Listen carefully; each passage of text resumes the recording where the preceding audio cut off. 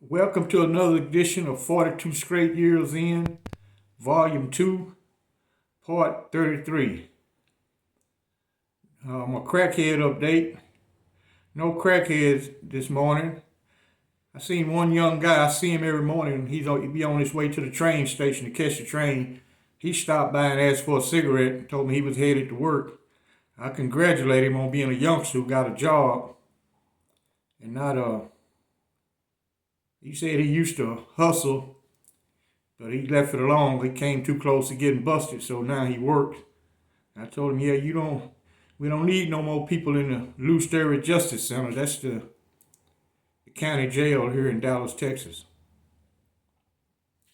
And on my boy Lion Willie, in my last video, I discussed this lady that he played a con on. Well, he called me. He said the lady thinks she's pregnant. He said that'll be 19 kids that he'll have, so more child support. He didn't tell me nothing about our upcoming space travel. I asked him when I was going to get fitted for a spacesuit. He said, don't worry about it. He'll let me know. Y'all know what it is. Get your shanks out and let's ride. Successful transition from life in prison to life in free society depends on three factors: a support group, education, and a job. But statistics predict many will return back to prison.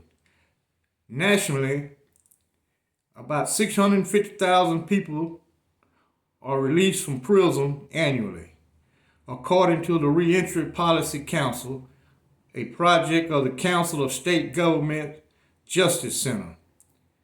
2/3 of state prisoners are rearrested within 3 years of release. Research shows that when people who are released from prison or jail return to the community, their job prospects are generally dim.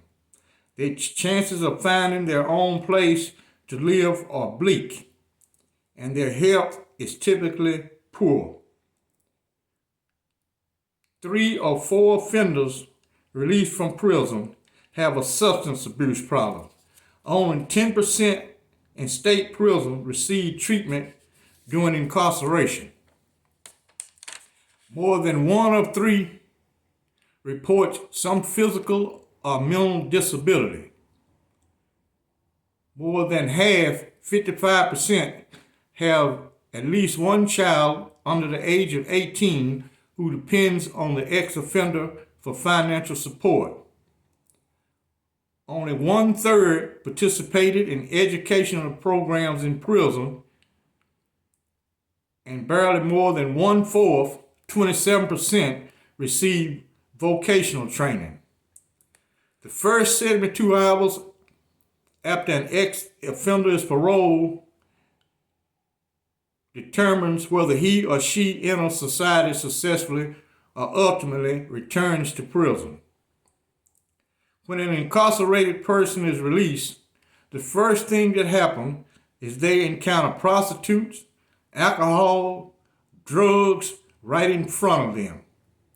A person who has been incarcerated for extended time often returns to an urban area without a driver's license, with no knowledge of public transportation, and with no idea to find a job. Now, the Texas prison system has a mandatory class that you must attend before being released. It's called Changes, but it is extremely outdated. They do not teach you about how to apply for jobs online, Indeed.com, Snag a Job, Monster Job. They don't tell you none of this type of stuff. They don't even teach these guys how to use a smartphone. They don't teach them how to use where to find resources in the community. They don't tell them they can go to Goodwill and get a caseworker. A caseworker will find you employment. You are taught none of that stuff. But it's mandatory you take that class. If you do not take it, you will not be released unless you're in administrative segregation. And it's hard as hell to make parole out of ad said. I've said this in previous videos.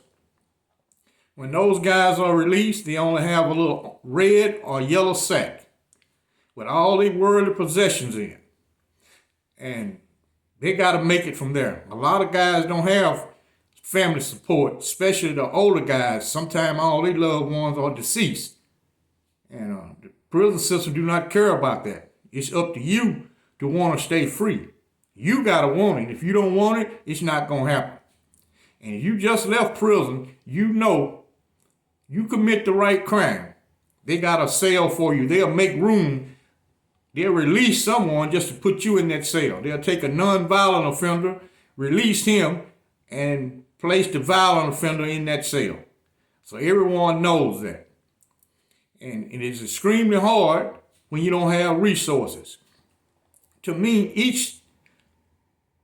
I'm going to break it down into 10-year increments. If a guy been locked up 10 flat years, he need at least 6 months to get acclimated to the outside world. Now, who is going to put you up, pay room and board, provide you with fun, clothing, food for 6 months? Most guys do not have that luxury. If you've been locked up 20 years, you need at least a year to get acclimated. 30 years, you need approximately 18 months for you to get back used to society because you've been surviving with a certain mindset. Now, a guy been doing something for 25 years. He cannot change overnight and just carry on like nothing never happened in his past when he had to have a certain mindset in order to survive in a maximum security prison. And no one cares, and you got to care about yourself.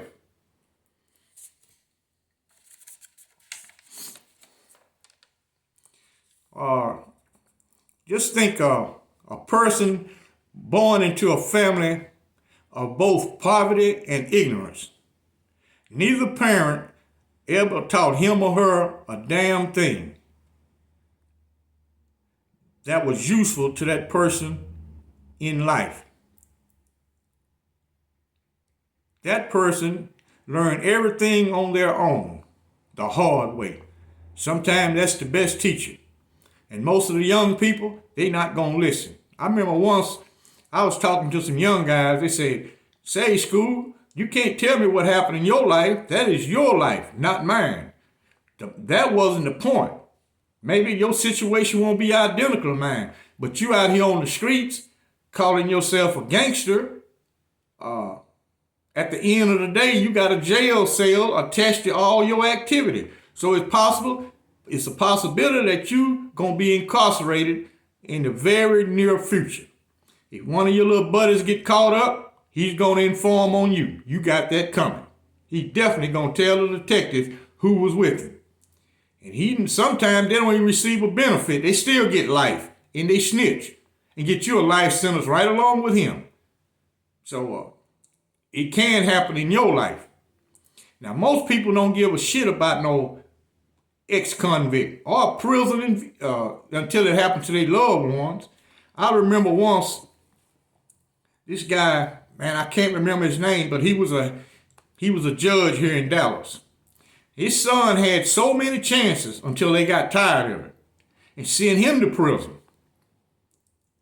Man, evidently he didn't tell him in classification. His dad was a judge. They normally got to do a thorough background check. They know all about your history. But some kind of way he slipped through the cracks. They assigned him to general population. And I was working, by me working the warden office on visitation on Saturdays and Sundays. Well, they done stopped that practice now. They allowed the inmate who works up in the warden's office to be out there with the visitors when they want sodas or stuff out of the vending machine or they want pictures taken. That's what I do. And I just overheard him talking to his dad. He used to be telling everybody, "Hey, my dad got a lot of money," but he didn't have no money. They hadn't sent him no money. So he was telling his dad, he said, "Dad," he had tears in his eyes, "guess what I had for breakfast this morning?" Dad said, what did they feed you?" He said, "I had bologna and I had a duck butter encrusted peanuts. He said it so proper. His daddy started crying, his mama started crying, and they want to see the warden. On the weekends at a prison, it always got to be a warden there. Sometimes it don't be an actual warden, a major, or be an acting warden. But it's going to be a ranking official there doing visitation. So he get up and he go talk to the warden. But he was telling a lie about the bologna sandwich. They do not feed bologna at breakfast, even on lockdown in the Johnny. At breakfast, Johnny do not contain bologna. It'll contain boiled eggs or fried egg on bread and a peanut butter sandwich. And some dates or prunes or raisins. That's what's going to be in the Johnny sack, and a carton of milk. That's what you'll receive for breakfast on lockdown. Now, he was just telling a lie. It was a half truth and a half lie. But his dad was a guy, he done sent us a lot of people to prison. He was all about law and order until it happened to his son. Now he's screaming bloody murder. And normally they don't put an inmate in their business concerning an outside visitor. But the warden called me over. He said, this man here been locked up a long time. What did y'all have for breakfast this morning? And we wasn't on lockdown. I said, well, we had scrambled eggs, we had toast, we had jelly, we had orange juice, milk, and coffee.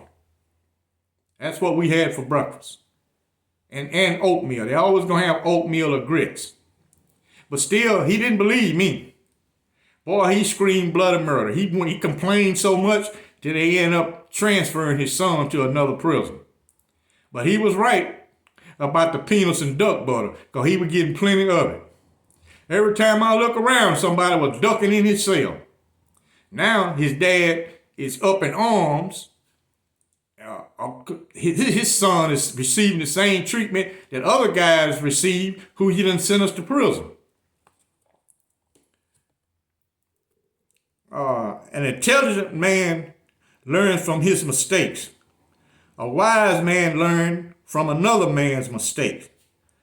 Unfortunately, even if we attempt to teach our younger people, most young people are not wise and will still fall victim to their mistakes. We live in a hell of a paradox. A damned if we do, a damned if we don't. Y'all like and subscribe, and I thank you for watching. Keep your shanks ready, because it's the first of the month. These fools done got their check, and they ready, and they primed up, and we might have to do one of these fools, so y'all stay ready. And a shout out to my subscriber, Miss Paula Thompson. I sure appreciate your help. Again, y'all like and subscribe, and have a good day.